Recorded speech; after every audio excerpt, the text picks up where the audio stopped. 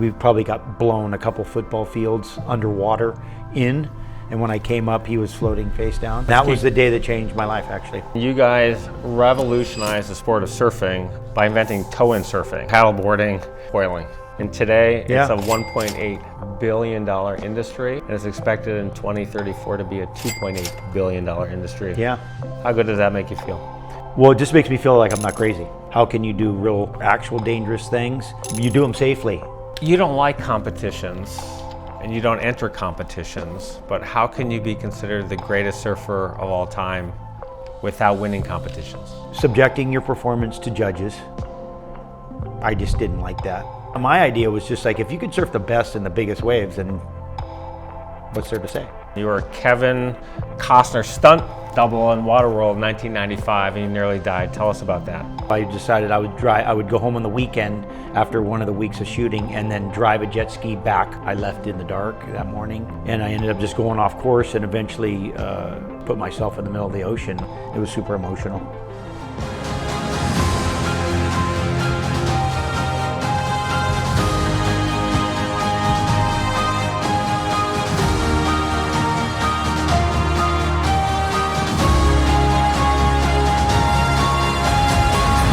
Welcome to In Search of Excellence. My guest today is Laird Hamilton, who is considered the greatest surfer of all time. He's a pioneer on the ocean. He co-founded tow-in surfing, he co-founded the foil market, and he also co-founded paddleboarding, all of which were very poorly received by the surfing community. He's also an incredible entrepreneur, and we're going to get into all of those activities during the show.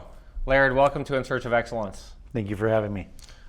I always start with our family at the beginning of my show, but I've never started with the actual birth of somebody's life.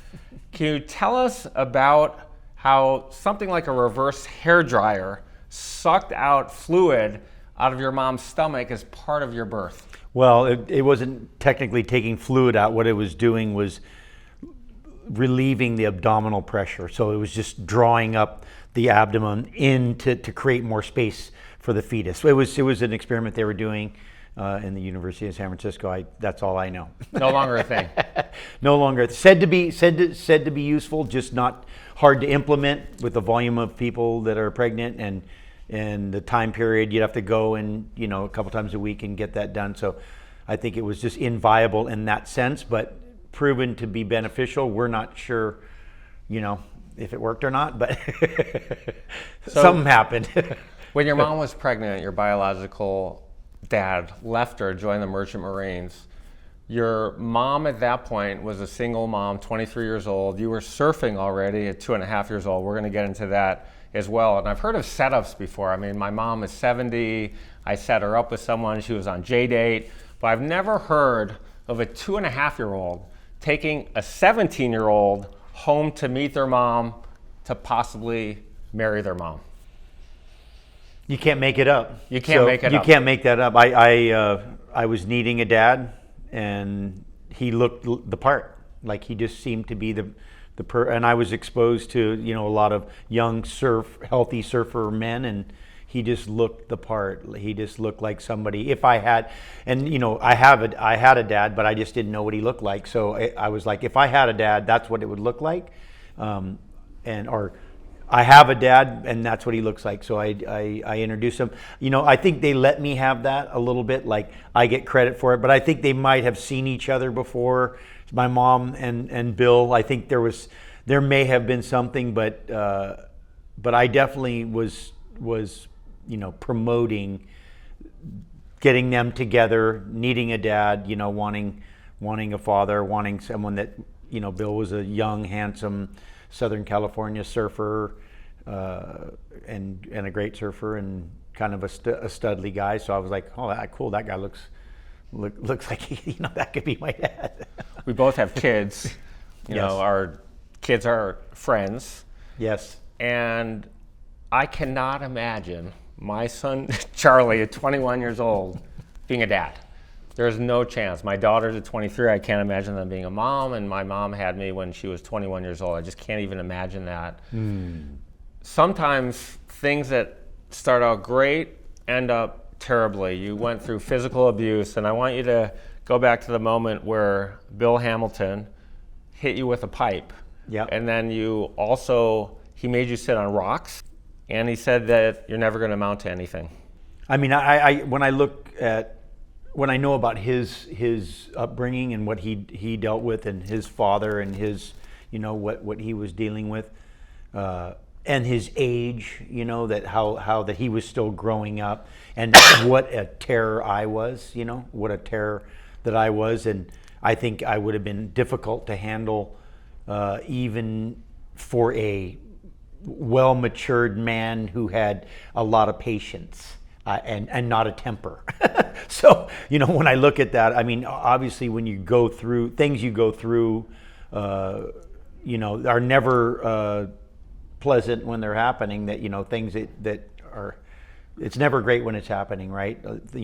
That kind of stuff. But, I mean, it may have been the only way to deal with me, and I have daughters, and I'm an older father, and so I have a completely different dynamic. But if I look at how I was at 18, or if I mostly look at his standing at 18 and what he was dealing with, I mean, he took on a lot. He took on a child, a wife, and that was, I think, that challenge combined with my precociousness. I think I was a tester. Like there's stories that come back that, that I'd test you. I'd test everybody to see if, if I could move them.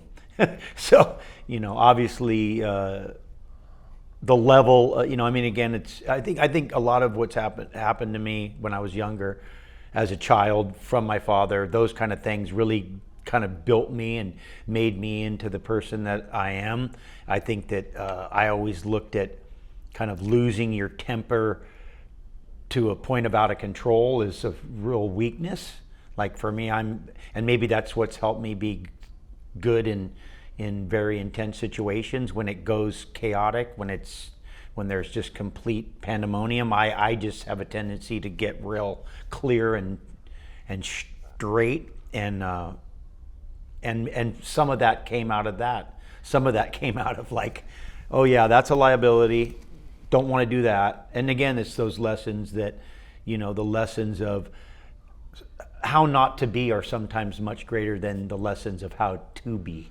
And so you see that, you're like, hey, how to be, like, okay, it's easy to look at that and kind of slough it off, but how not to be, it can be very clear. I hope you're enjoying this video so far, but before we jump back in, I want to know if you've ever thought about what you need to do to reach the next level of success in your life. Over the last 25 years, I've been an advisor to more than 50 companies. I've invested nearly 100, including Google, Lyft, and Seagate, and I also co-founded a company that today is worth more than $15 billion. I've been incredibly blessed in my journey, and at this stage in my life, I want to give back. I want to share the lessons I've learned so you can reach incredible success way faster than I did. In my own journey, I've learned that having the right mentor is a massive advantage to achieving our goals. I'm hugely passionate about mentoring others, and I'm looking for a few hungry entrepreneurs who are excited to take action on their journey to incredible future success. So if that's you, I've got an opportunity. In the description of this video, there's a link where you can apply to work with me. All you need to do is answer a few simple questions, and if you're a good fit, my team will reach out so we can build a game plan together. All right, now let's get back to the video. So let's talk about some of the crazy hellraiser things that you did. So there's a lot. Yeah, there's a lot, but I want to talk about two of them. So you tied a rope to a cinder block, hung it over a tree which hung over the highway. Yeah. And then in second grade, you swore, made obscenities. Yeah. Teacher goes down to the principal's office. Yeah. While they're down there, you basically said, F you, open the window, threw desks and chairs out the window. Yeah. You wrote obscenities on the board. Chalkboard with charcoal that and, doesn't and come then off of. I've never heard of someone proactively meting out their own punishment. Tell us what happened that day and what that soap you ate tasted like. Well, I mean, they said they were going to wash my mouth out with soap, and I figured I'd just beat them to the punch, and I just got the bar of soap out of the bathroom and took a big bite of it and chewed it and ate it. And so obviously that was not going to be effective, washing my mouth out. I think growing up, in Hawaii the way I did. I mean, we ate a lot of radical stuff. We were around a lot of different cultures, and so there was always, and there was always a little bit of a kind of manhood challenge, like, can you eat that? Can you jump from this? Can you drink that? There was always these tests growing up. So soap was like, yeah, no problem, eat soap. Like that was just, taste terrible and maybe give you a stomach ache if you swallow too much of it. But it was just, that was just part of the, that was part of the territory. I was used to those kind of stuff because because of the environment where you had to constantly prove yourself. But what's with the desks and the obscenities and out the window? Yeah, well, defiance. That was just a defiance thing. A lot of it was because I think it had to do with because I was distinctly different than most of the other kids, just different looking and obviously different behaving. It was a way that I could kind of decoy the pressure that could be pointed at me, and I would steer it towards the teacher by being rebellious and radical, and then everybody would kind of focus on the teacher's response, like, well, what are you going to do about that? Instead of like at me, it was at them. And so I mean, I don't know all of the psychology behind it, but a lot of it was I was just testing the boundaries of how far what I could and deflecting. I think deflecting stuff that was coming my way. It was a way to deflect. Your mom moved from San Francisco to Oahu. Yep. When you were very, very young, and you were a white blonde kid in Hawaii. You experienced bullying. I was bullied my whole childhood. I stuttered. Everyone made fun of me. I didn't like it very much. I came home crying from school every day. I don't want to go back. You've compared it to being a black person in the South in an earlier generation. Can you talk about the bullying and the racism and how that shaped your future? Well, I think it's just when you're just different than, no matter what it is, but when you're different than the majority of the people that you're with, then that automatically separates you. It puts you, you just are different. And so no matter what that difference is, if you go, no matter what the culture is, if you come in and you're an outsider, you have that burden of just dealing with that. And that, I would say for me, part of the reason why I did the things that I did had to do with, that was the way I was trying to combat the situation. And so, I always say you might not like me, but you might respect me. And so that was my approach. My approach was like, I don't need you to like me. But I'm interested in getting you to respect me, and I think that was a driving force. And and respect might just be like, you might fear me a little bit because I'm crazy. I can be crazy. Or should I say, I can do crazy things. Pretty methodically, because you can't do them a lot without hurting yourself. So how can you do real, perceived dangerous things or actual dangerous things? You do them safely. Again, it's all relative. Somebody would think, well, that wasn't safe. You jumped off the thing. But as the person doing it, you calculated how deep the water was. You calculated that you were going to clear the landing. You calculate the things. And then there's always a little, part where you're kind of going past that. And what we say, there's three ways you go about doing something very difficult or dangerous. And, one of them is denial. And then there's ignorance, and then there's skill and talent. And then there's a combination of those. Usually a little denial, a little ignorance, some skill, no skill, no, all denial, or just all ignorance, or, so there's different levels of those. And I think there's always some of those that are in those situations when you're trying to push the edge of things. But when I look back at it, I mean, my closest friends, the people I love the most, are the ones that I was different from. That I was different from. But we have such good common care and love for one another. And so, but that environment definitely helped me. What I realized is that why would I care what somebody why would I care what somebody, if somebody doesn't like you for just how you are, like they don't know you, they just look at you and they go, I don't like you, then you cannot be surprised if they don't like you for how you behave. So, because then you're actually doing something. So, but I think that set me up to be able to, first of all, not be peer pressured influence. In a way, I'm able to rebel against that, and some other things that really helped me go and do things that were kind of, I would say, outside of the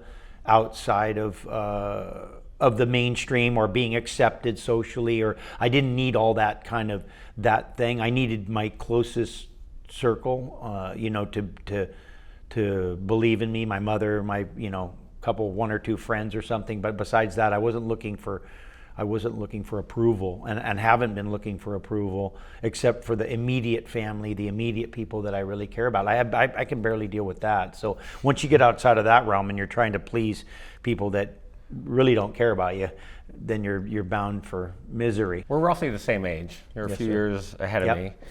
Back when we were in school, bullying was a thing. The teachers really didn't do that much. They'd say, stop it, stop it, stop it. You stopped it by slamming the kid's head into a desk.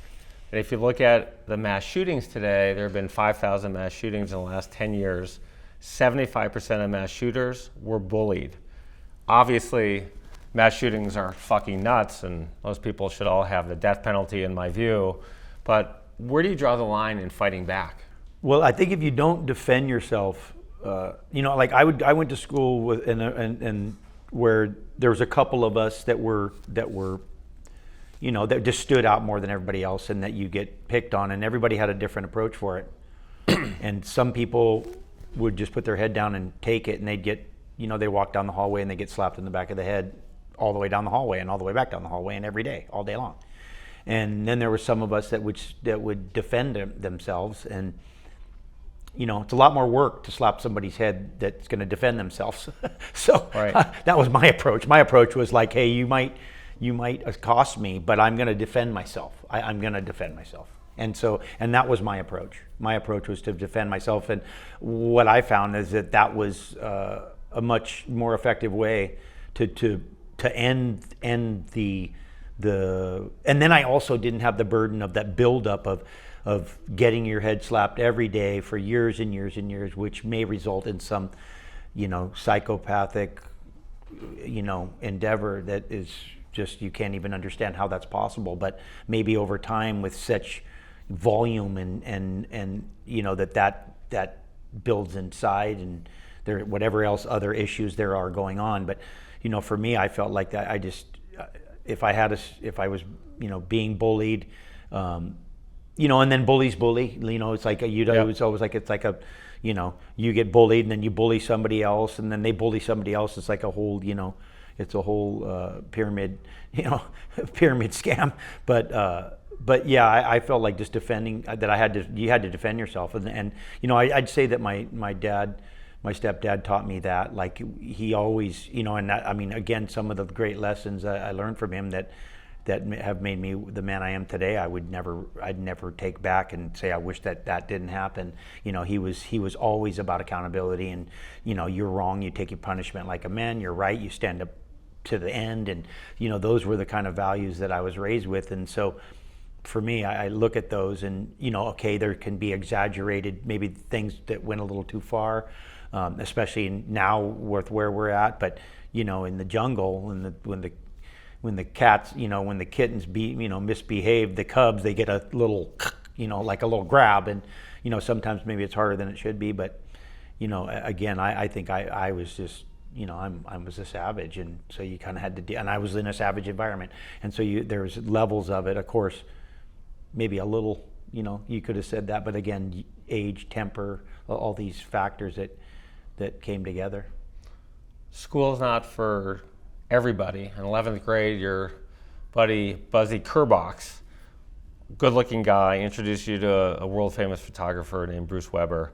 Tell us what happened next. The beginning of that story was that they were doing L'Uomo Vogue, Men's Italian Vogue was doing a photo shoot, and they were taking pictures of me from a helicopter for Men's Vogue Italy, and There's Walter. While you were surfing, they're taking While I was pictures of you? surfing, yeah. There's a photographer by the name of Walter Yos, who is one of the great Sports Illustrated photographers of all time, taking all the famous shots, and he was shooting out of a helicopter, and then Barry McKinley, who was a huge fashion photographer at the time, saw the pictures of me surfing and said, "Hey, I want to see this guy." And then I did a fashion thing for him, which led to meeting Bruce Weber, who was the kind of the premier men's fashion photographer at the time, and I started, and I got some modeling work that way.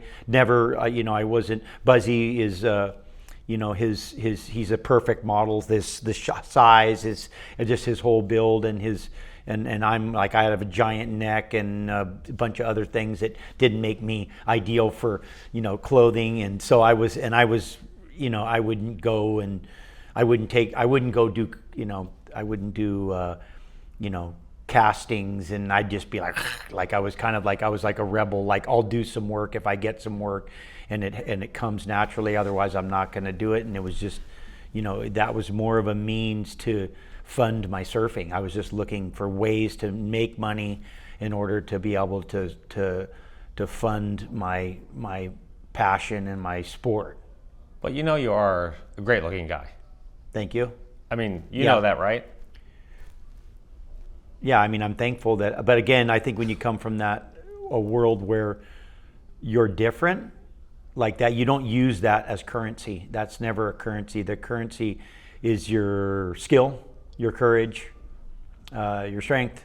I mean, those are your currencies. And so, I mean, it's interesting because sometimes I'll get somebody will be like, oh, because they look at me and they think I grew up in Southern California surfing down, and I'm like, yeah, I'm just like a different. When I first came here, I was like a different species. Like, I come here and the way I looked at things, the way I conducted myself, I'm just more from the jungle. I grew up in a jungle. I grew up a little more wild, and so that was, I came with that approach, and I think that's kind of always stayed with me. Back to high school, your kids are homeschooled. We're homeschooled, but your daughter's going to college next year. Yep. Is college necessary? And what's your view on the value of college today? Well, I told my daughter that I would give her the money it would take to run her through college to start a business if she wanted to. She's going to school in New York. We don't need to mention it. It's going to cost you a lot of money. $400,000. Yeah. Probably, maybe a little more. Yeah.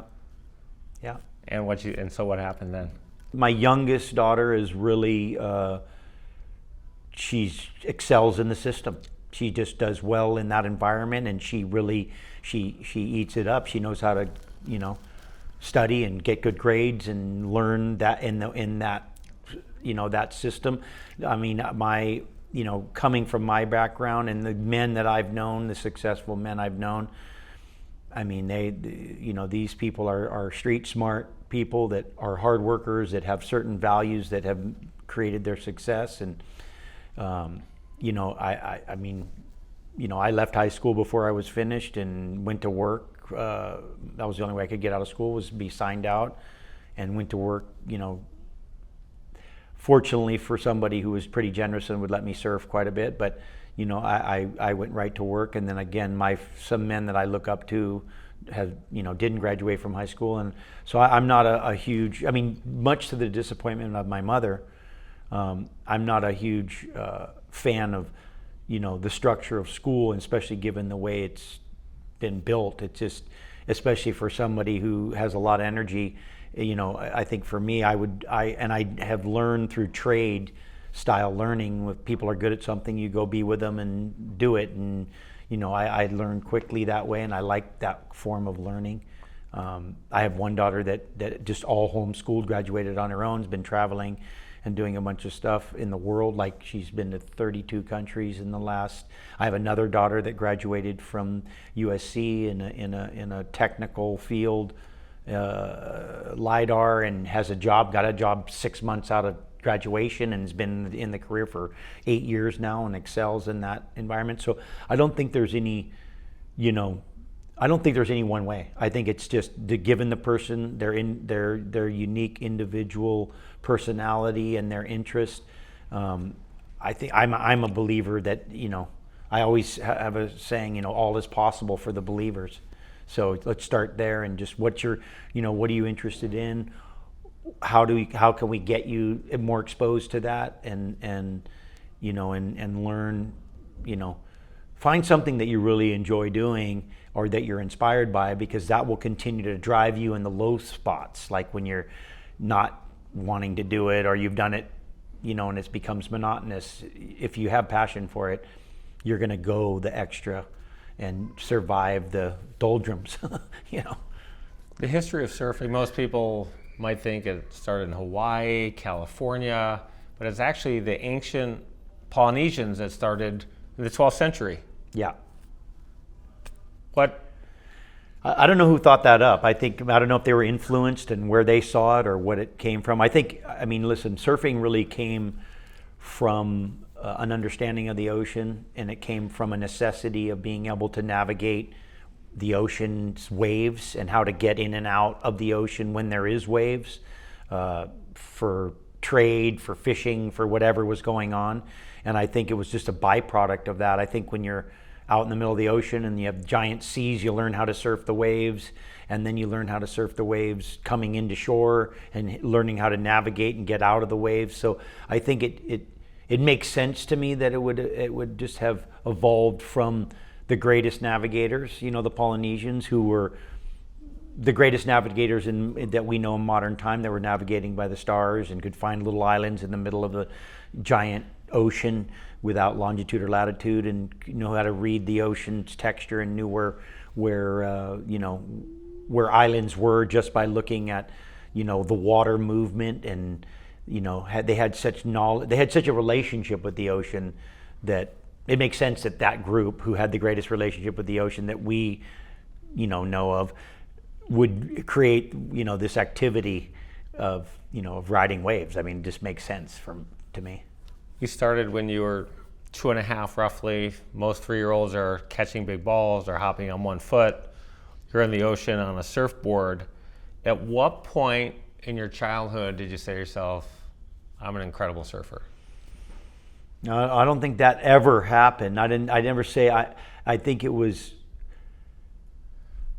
I always wanted to be great. So I never thought I was great. I always wanted to be great. And there's a difference between thinking you're great and wanting to be great. I think I may never think I'm great, even no matter what. I think that's part of I look at that as I may have done great things, but I think I'm always trying to, I'm always behind. It's a little bit of the setup. It's like a self-deprecating philosophy or something, where I feel like I'm out of shape. I could do better. And even at this point, when, certain aspects of surfing I've already kind of stopped those disciplines because of interest, really. I'm more interested in what I haven't done. But that's where the inspiration comes from, is just the belief that you can, I like the concept, and I've realized that I like an elusive goal.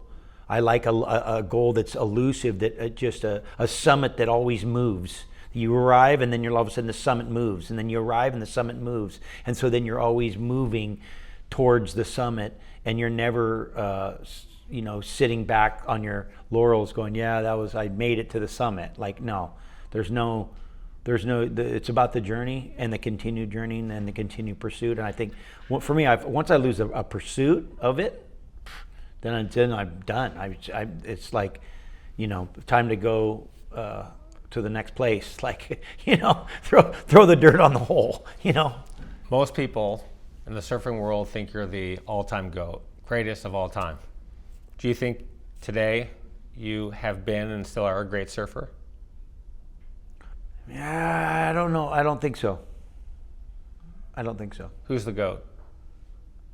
I don't think there is a GOAT. So many talented surfers. Kai Lenny doing crazy stuff. Yeah.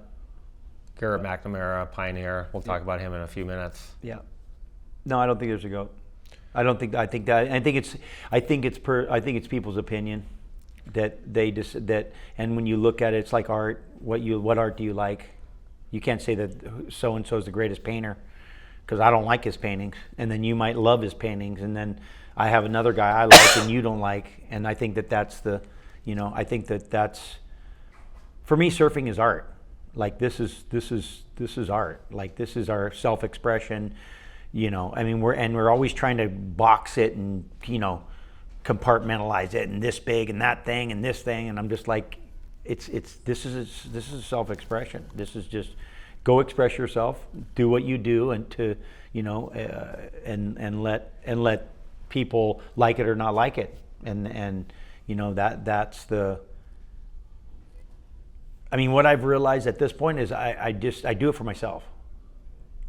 I do it for myself. Like I need it. Like I can just go and do it where no one can see me, and I can get as much, if not more, fulfillment from it than I can trying to present it and have it be presented. I mean, there's some of that you have to do because it's you can make money from it and you can feed your family and take care of your kids and all that stuff. But I realize I could just do it in the dark. If I have me and a couple friends, I can just do it right off the map, which it's not always productive for the bigger picture, and so sometimes you have to participate in that. But after going through being a child, doing it alone, being lucky to have a picture every once in a while, there was no videos, no cell phone, no nothing. Maybe you got if somebody shot some film of you and you got it back after they processed it and you could show it on something, you could see it.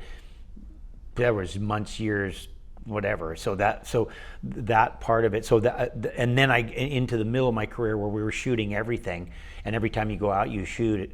You're filming and you're shooting, and then what that does to the energy, what that does to the whole experience, and then kind of going away from that, and then just having, pursued some moments of just solitude with just friends in a remote place doing the thing you love. I mean, at the end, for me, I'm like, okay, great. Like I'm good. Like I can do that. That's all I need. So, which is beautiful. Let's talk about the popularity of surfing. There's 40 million surfers in the world, 2.5 million in the United States. What are the top 3 reasons people love surfing so much? Top 3? Top 3. Number 1, the relationship with the ocean. You're in the ocean. You're at the beach, or surf locations and the ocean. I mean, they're normally beautiful places. The energy you get from being in that environment. There's scientific data around absorption of energy, transfer of thing, like the whole what the ocean does for you.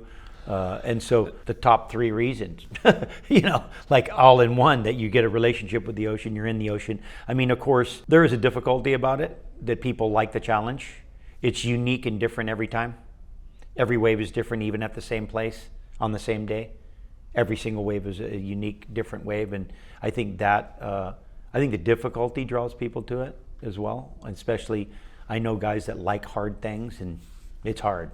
Like surfing's not an easy thing, and most of the great surfers that you see, they started when they were 3 years old and they surfed their whole life. And so you see them, you're like, they make it look easy. The better people are at things, the easier they make it look.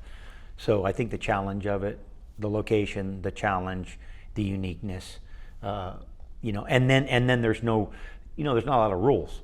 I mean, there's a couple etiquette rules when you're in the lineup, and some people obey them and some people don't. But besides that, it's freedom. This is a very free place. You can surf however you want, and no one's going, hey, you got to surf like this or like that, or you got to do this or do that. I mean, we subject ourselves to that constraint, but otherwise it's pretty freedom. It's pretty like just get your paintbrush out and paint whatever you want. I hope you're enjoying this video so far, but before we jump back in, I want to know if you've ever thought about what you need to do to reach a nice level of success in your life. Over the last 25 years, I've been an advisor to more than 50 companies. I've invested nearly 100, including Google, Lyft, and Seagate, and I also co-founded a company that today is worth more than $15 billion. I've been incredibly blessed in my journey, and at this stage in my life, I want to give back. I want to share the lessons I've learned so you can reach incredible success way faster than I did. In my own journey, I've learned that having the right mentor is a massive advantage to achieving our goals. I'm hugely passionate about mentoring others, and I'm looking for a few hungry entrepreneurs who are excited to take action on their journey to incredible future success. So if that's you, I've got an opportunity. In the description of this video, there's a link where you can apply to work with me. All you need to do is answer a few simple questions, and if you're a good fit, my team will reach out so we can build a game plan together. All right, now let's get back to the video. So I wake surf. Yep. We have a boat up in Coeur d'Alene. We're Yep. going for the whole summer. Can't wait on Yep. Father's Day. Yep. Fun, Yeah. but I can surf. I'm not running into people. Yeah. So as someone who doesn't surf on a regular wave, you see 30 people out there. They're all trying to catch the same wave. How in the hell do people not run each other over and crash? All the time, every day, all day. They're running into each other and crashing into each other and falling and getting hit by boards. And I mean, that's just, that's what a crowded lineup does. Especially when it's not, when there's not a pecking order, like in places that the surf is a lot more aggressive, where the consequences are greater, you have a pecking order in the lineup. So if you're out there, Laird Hamilton's out there, he's going first. I mean, normally, yeah, one of whoever it is, like whoever's the there's going to be 3 or 4 guys that are like the best guys at that break. Yeah. That surf it all the time. Yeah. And there's a pecking order, and normally, there's a top group that kind of takes, they take turns amongst themselves. Yeah. And then as you go down the ladder, then you're just waiting for the crumbs on the side. Like if you're a beginner and you're coming into a place like that, or you're an intermediate surfer and you're trying to enter a lineup like Pipeline or Teohupo or Malibu, even, Jaws, I'm talking about. Like, yeah, like but what about- Malibu's a little bit more free run, because you have a ton of people are just learning how. Yeah. Of course, you're going to have 3 or 4 guys that know what they're doing, and they're going to always catch everything. If they're in the right spot, they're going to catch all the waves. But more so at these other breaks. But yeah, you need a pecking order in the lineup. You do. You need. Malibu has a problem because they don't really have a pecking order, so it's just a free for all. Right. So everybody's just dropping in on everybody, and it's a little chaotic, and it ends up making it very difficult to surf because there's just people in the way. When you go out there, do people say, "Oh my God, Laird Hamilton is here"? I mean, you have everything, right?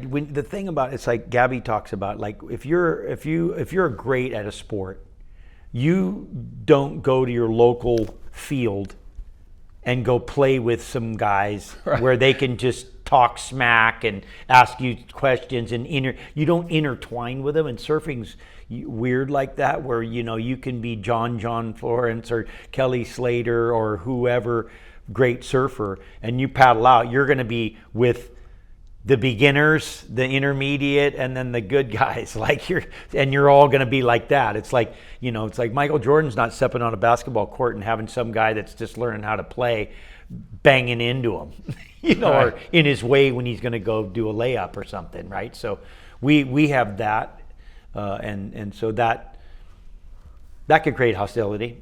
That could Right. create a little, or just an interaction of just that. That normally you wouldn't have to deal with. You wouldn't have to be dealing with, dumb questions. I always say dumb questions deserve dumb answers. Right. So We're going to get into the Yeah. details of big wave surfing, but for those people who don't know, what's the difference between regular surfing and big wave surfing? Well, big wave riding is just when the level of discomfort is high enough that most of the people don't want to do it. Pretty much. What height is that, for example? It varies at what location and but as soon as the waves, it happens a lot sooner in California because they don't have consistently big surf. In Hawaii, it happens later. So you could say in California, when the waves get 15 to 20 foot faces, then that probably is all of a sudden like, that's going to be a bigger day, and fearing, right? Most people are going to be fearing for themselves. And then when you go to Hawaii, that's more common. So you're going to need it to be, 25 to 30 foot faces, or, and so on. But big is just when there's a level of discomfort that gets most people, sitting on the side. That's how I look at it. Go back to the 1980s. Yeah. And you're with your buddy Buzzy Kerbox again. Yep. And you guys revolutionized the sport of surfing by inventing toe-in surfing. Yep. Derek Donor, Buzzy Kerbox, and myself playing around in the summertime, which usually I always say the greatest ideas come out of boredom.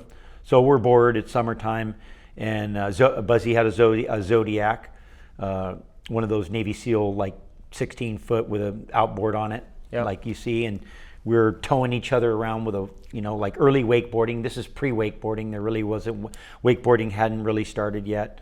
We called it freeboarding. So freeboarding was pre-wakeboarding, which was just being towed behind a boat with a surfboard. And that happened, I think they were doing it in the 50s or even before that. And so we were playing around, and there was a little swell, some little waves, and and I'm not sure how it was, but either I whipped one of those guys on or I got whipped on, but a light bulb went off in our head that we could get pulled onto waves and ride waves, and that we had an issue with a kind of a barrier that was stopping us from being able to catch bigger waves in the wintertime. And we had been windsurfing on big waves, so we had already been able to be on them with power. So we knew that there was a kind of a merger of, and so we implemented that technique the next winter. Explain what it is, though. Like, how do you, like, what does toe-in mean for the people that don't know? Yeah, it's a little bit like the space shuttle, and gets on the back of a 747, and the 747 takes off, and then at a certain speed, the space shuttle can fly. So it's exactly like that. You're getting pulled behind the boat. The boat positions you, or now the jet ski, because that's a much better device. Right. Now the jet ski positions you onto the wave, and so now you're on your surfboard. The driver puts you in position, and then you let go, and then you can ride the wave because now you're already on it, and now you can surf the wave, and then the guy can get out of the wave so he doesn't either get in your way or get, destroyed himself. So. And that technique really just revolutionized big wave riding, because we have a ceiling in big wave riding due to that the size of the board and the speed in which you can manually paddle yourself makes it so at a certain size and also in a certain conditions, if it's windy and bumpy, that size comes sooner. But at a certain size of wave, it's physically impossible to match the speed and be able to make the wave. I mean, that kind of barrier is trying to pushed at certain times, but you need such ideal conditions. So you might have a day that's the best day in 20 years. You can push the barrier of how big somebody can physically paddle into, and then you might not see that again for 20 or 30 years. So you're not able to kind of get into these bigger waves, where with towing in, you can be pulled onto most anything. And there's actually another barrier after that I kind of experienced. And there's another barrier, which is that the boards themselves become almost physically impossible to ride waves at a certain height. And that's where the desire to foil started, actually. Okay, we'll get into foiling in a minute. But of course. There was Jaws, 40 to 50 feet. Yep. And then Nazare officials, they knew there were big waves there. Yep. No one could surf them. They contacted Garrett McNamara. Yep. They went out there and they said, holy shit, look at these waves. Some, 70, 100-foot waves. How did Nazare change the game? It's a spectacle. It's right on the shore. You can see it. It's gotten a lot of attention. So that like everything, exposure changes the game, right? Nazare's been there for a long time, right, and been killing fishermen and boats, and they got a church out there that they pray to all the guys that have drowned over the years that were out in their boats, and maybe the engine broke and the waves came and killed them because they weren't, swimmers, or they didn't have flotation devices or whatever. But the spectacle, and it's in Europe, so they, in Portugal, they likes the attention. Portugal likes it's good for tourism. Promote the spot, promote Nazare. So it's gotten a lot of attention that way. I mean, I have mixed feelings about Nazare. I mean, as far as, as a surfer, as a big wave rider, if you talk to most great big wave surfers, Nazare is not an ideal big wave for surfing. It's just not. And without toe in, it would be, there'd be good days there, but it would be on the smaller days when the waves are closer to the shore. But as far as, it does a unique thing. It has an interesting, bottom topography. So it makes the wave double up and takes two waves and turns them in for a moment, and then it dissipates. And so there's some things about it that, it's not as far as a performance big wave.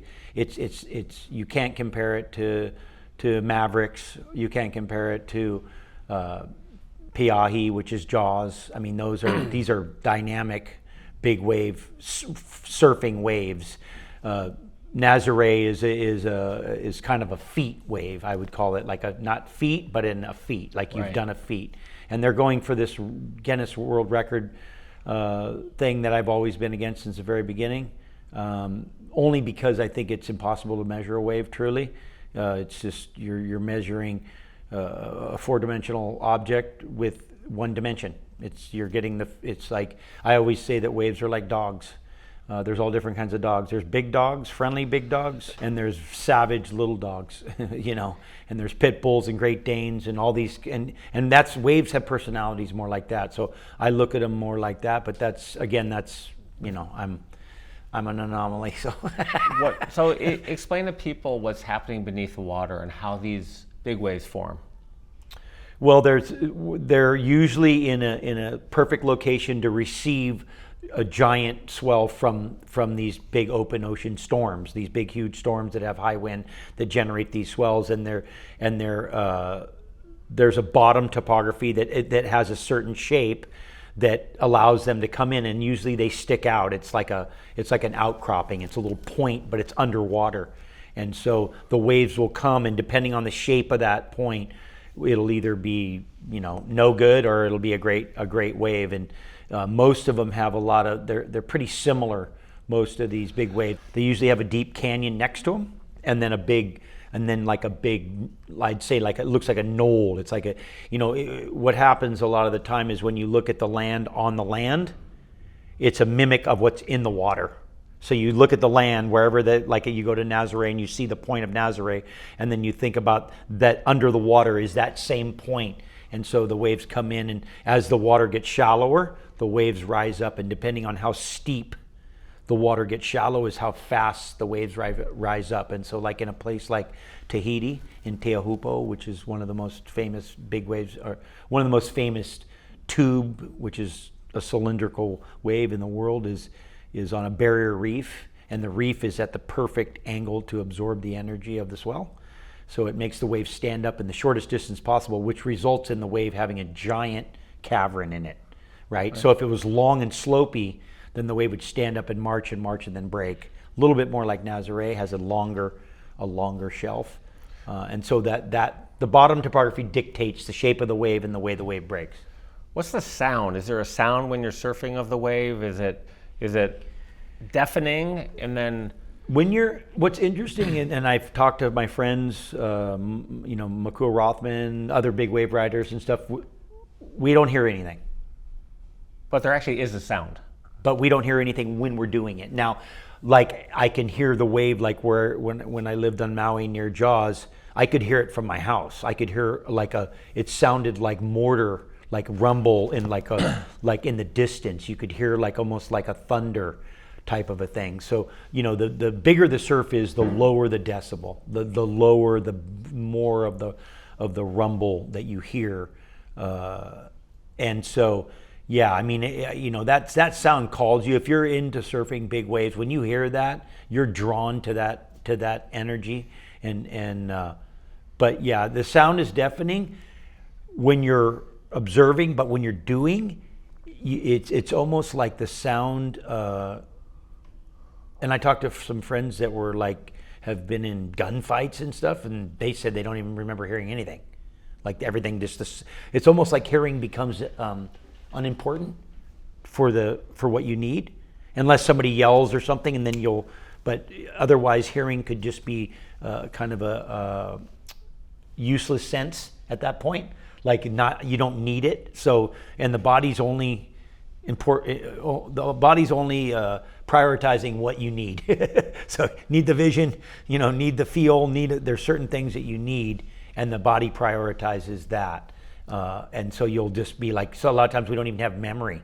We have patchy memory from rides and situations because if you succeed, then the body knows you did the right thing, so it doesn't need a perfect picture. When you fail, then you have a good memory of it. Usually when you crash or have an accident, the body has all full recollection of everything, so to avoid that in the future. If you succeed, the body knows you know how to do the right thing, so it's okay having intermittent, frame.